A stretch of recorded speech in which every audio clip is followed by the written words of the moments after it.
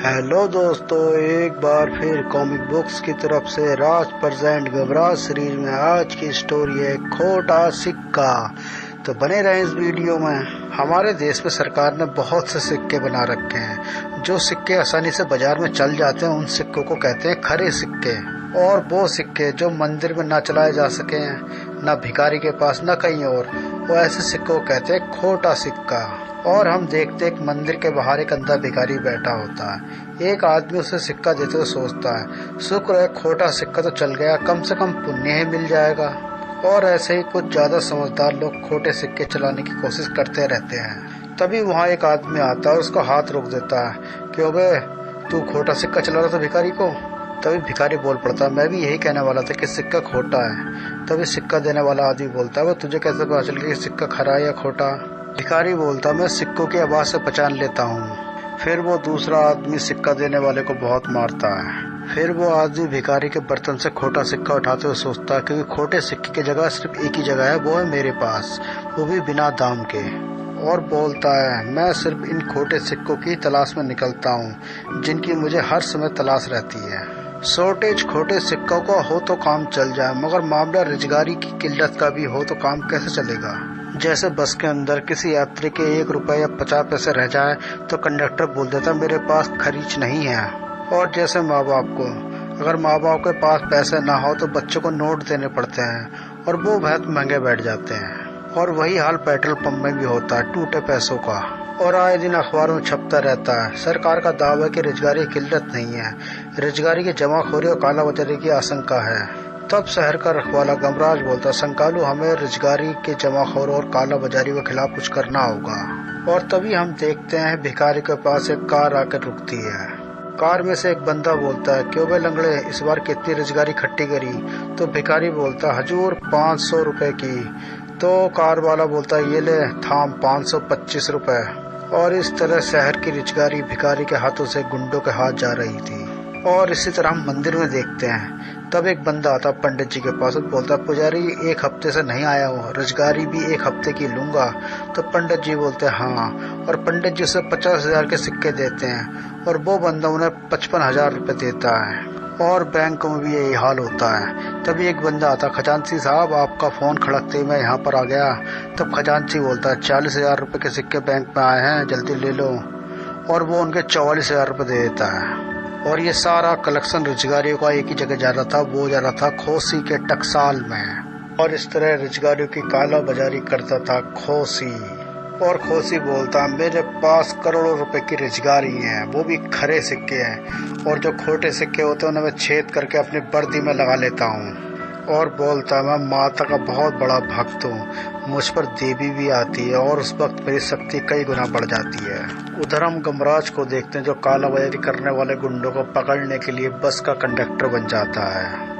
तभी वहाँ एक आदमी आता है जो गमराज को कंडक्टर समझकर बोलता है, तुम चाहो तो 300 रोजगारी के बदले मैं तुम्हें 330 रुपए दे सकता हूँ।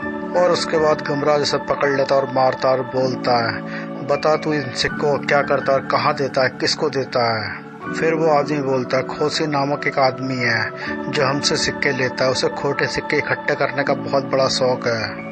और अगली सुबह गमराज फिर एक नया रूप धारण कर लेता है। इस बार वो ठेले में सब्जी बेच रहा होता है। तभी उसका दोस्त सकालू आता है और सकालू सब्जी ले लेता है गमराज से। उसके बाद बचे हुए पैसे मांगता। गमराज बोलता, मेरे पास पैसे नहीं है। और ये दोनों अपनी बातें चिल्ला चिल्ला कर बोल रहे थे ताकि खोसी के एजेंट उनकी बात सुन ले और कोई ना कोई उनके पास आ जाए। तब गमराज बोलता, मेरे गले में सिर्फ एक खोटी अठन्नी पड़ी है। और सकालू बोलता है, मुझे सिक्का चाहिए, भले खोटी हो या खरा, मुझे कुछ नहीं जानता।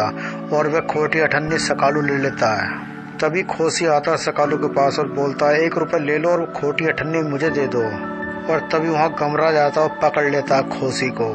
तभी खोसी उन दोनों को एक एक पंच मारता जिससे उनके गालों पे सिक्कों के निशान बन जाते हैं। फिर खोसी बोलता है, क्योंकि इस सिक्का अंगूठी में हीटर एलिमेंट लगे हैं और जो मुझसे भिड़ने की कोशिश करता है और ये निशानियां उसके गालों पर छोड़ देते हैं। उसके बाद गमराज गुस्से से कटहल उठाता उसके मुंह पर रगड़ देता है खोसी के।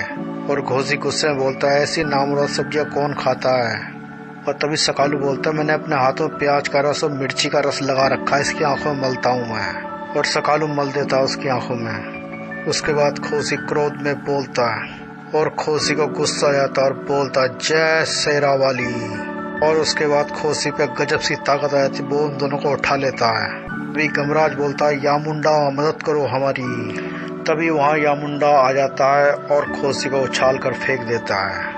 मगर तभी वहाँ बब्बर शेर आ जाता है, जिसे देखकर सारे लोग भागने लगते हैं। गमराज, सकालू और यामुंडा सोचने पे मजबूर हो जाते हैं। गमराज बोलता है इसने जयकारा शेरा वाली का लगाया था और शेर आ गया, आखिर चक्कर क्या है। और उसके बाद खोसी हंसते हुए बोलता है आ गई शेरा वाली की सवारी, अगर तुम दोनों मरना नहीं चाहते तो मेरा सिक्का मुझे वापस कर दो।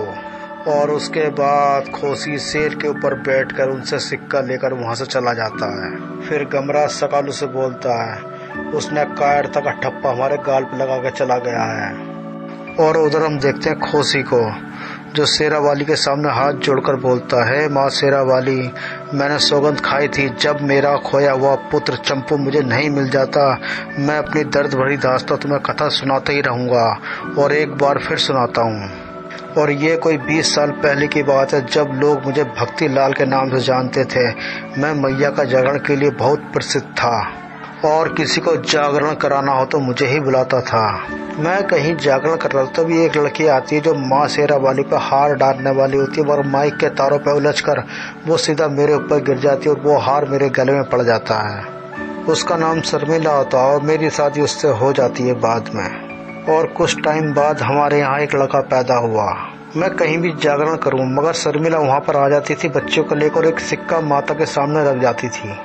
इसी तरह शर्मिला एक और जागरण में सिक्का चढ़ाने के लिए बच्चे को लेकर आई थी, मगर तभी माइक के तारों में उलझ गई और वह माता की जोत जल रही थी उसके ऊपर गिर गई और आग उसके बालों के जरिए पूरे शरीर पर लग चुकी थी।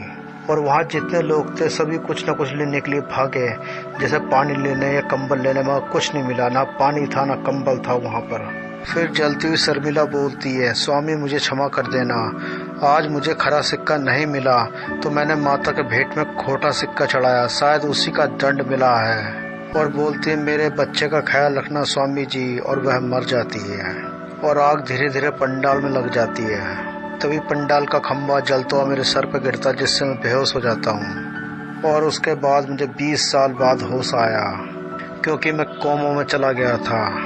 तब नर्स वहाँ आती है और सिक्कों की पोटली देती है और बोलती है 20 साल पहले जब तुम आए थे तो तुम्हारी जेब में ये पोटली थी सिक्कों की। और उसके बाद मैंने पोटली खोली, उसमें देखा एक सिक्का खोटा भी था और ये खोटा वही सिक्का था जिससे मेरी पत्नी मरी थी। फिर मैंने कसम खाई कि खोटा सिक्का कोई और न चढ़ा दे, इसलिए मैं सारे खोटे सिक्के अपने पास रखूंगा। और मैंने उस खोटे सिक्के में छेद करके अंगूठी बनवा ली। और फिर बोलता देवी माँ के सामने 20 साल हो गए, मेरी पत्नी भी मर गई, मेरा बेटा भी छिन गया, ये कैसी विडम्बना है मेरे साथ। फिर माता बोलती है तू चिंता मत कर, तेरा पुत्र जरूर मिल जाएगा एक दिन। मगर देवी बोलते तू जागरण करता रहे, मेरी भक्ति करता रहे। मगर खोसी बोलता मैं क्या करूँगा, मेरी सारी गाने की प्रैक्टिस खत्म हो गई, गले का भट्टा बैठ गया, मैं खाऊंगा क्या, कमाऊंगा क्या, मैं तो भूखा मर जाऊंगा। माता बोलती निराश मत हो पुत्र, भूख में, प्यास में, संकट में मैं तेरे साथ हूँ और तू जब भी मेरे नाम का जयकारा लगाएगा मेरी शेर की सवारी तेरे पास आ जाएगी और तेरी मदद कर देगी। और उसके बाद मैं भक्तिलाल से बन गया खोसी। अब मेरे जीवन के 2 ही उद्देश्य थे, खोटे सिक्के और अपने खोए हुए पुत्र की तलाश। और खोटे सिक्के ढूंढते ढूंढते मैंने रिजगारियों के धंधे में भी कदम रख लिया था और खोटे सिक्कों के साथ मैं रिजगारियों की कालाबाजारी भी शुरू कर दी थी। उसके बाद खोसी माता के सामने हाथ जोड़कर बोलता है तो मेरी कथा समाप्त हुई माँ, अब बताओ मेरा पुत्र कब मिलेगा। मगर दिव्य भविष्यवाणी बार बार नहीं होती थी। और उधर हम देखते हैं गमराज और सकालू बैठे होते हैं। तभी गमराज बोलता है सकालू समस्या हल हो गई, खोसी को ढूंढ निकालने का आइडिया सूझ गया मुझे। और अगले दिन अखबारों के मुख्य पृष्ठ पर हेडलाइंस होती है एक सिक्का संग्रहकर्ता को अपने टूटे फूटे खोटे सिक्के बेचने हैं, क्योंकि संग्रहकर्ता पर गरीबी आ चुकी है, जिसे लेना है फौरन संपर्क करें, ज़्यादा टाइम नहीं है उनके पास। और उसी रात खोसी चोरी करने के लिए वहां पहुंच जाता है और सोचता पता तो यही है।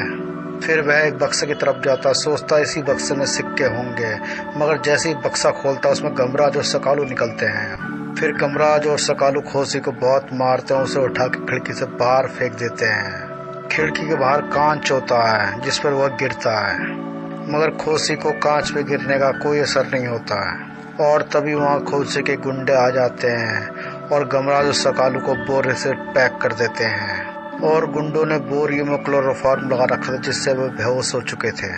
और उसके बाद खोसी उन्हें अपने टकसाल में लिया था जहाँ उसका आखिरी शिकारियों का खजाना होता, सिक्कों का कलेक्शन। और खोसी उन दोनों को मारने के लिए ऊपर से बहुत बड़ा स्टैम्प उनके ऊपर लाता है और बोलता है स्टैम्प धीरे धीरे नीचे आएगा और तुम पर छाप छोड़ देगा, तुम्हें मौत के नींद सुला देगा ये।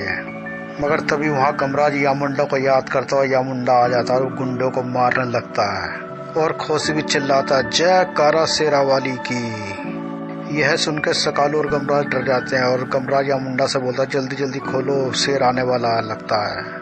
और ठीक उसी पल खोसी भी सिक्कों की पोटली खोल देता है ऊपर से और सारे सिक्के उन तीनों के ऊपर गिरने शुरू हो जाते हैं और वो तीनों सिक्के के नीचे दब जाते हैं। तभी वहाँ शेर भी आ जाता है और खोसी बोलता आप शेर आ गए, ये तुमको जिंदा नहीं छोड़ेगा। और शेर आते ही सकालू की टांग पकड़ लेता है, मगर तभी सोकी सकालू के पाँव के तलवे पर सिक्के का निशान देखता है और सोच में डूब जाता है। और इसी के साथ सोकी का पूरा शरीर ढीला पड़ जाता है और शेर भी वहाँ से गायब हो जाता है। और उसी का फायदा उठा के गमराज उसे उठाकर सीधा स्टाम्प के नीचे फेंक देता है और स्टाम्प ऊपर से धीरे धीरे नीचे आ रहा था और स्टाम्प उस पर आ जाता है। और गमराज बोलता खोसी का खेल खत्म हो गया, सकालू चल उठ जाओ। और खोसी बोलता सकालू मेरा बेटा है चंपू, इधर आ मेरे लाल। और फिर खोसी बोलता तू मेरा पुत्र सकालू, तू मुझे मिला भी उस वक्त जब मेरा राम नाम सत्य होने में ज़्यादा देर नहीं बची है। तब सकालू गमराज से बोलता गुरु खोसी को क्या हो गया, ये पहले पागल था या अब हो गया जो मुझे अपना पुत्र कह रहा है। गमराज बोलता है खोसी तुम क्या कह रहे हो ये।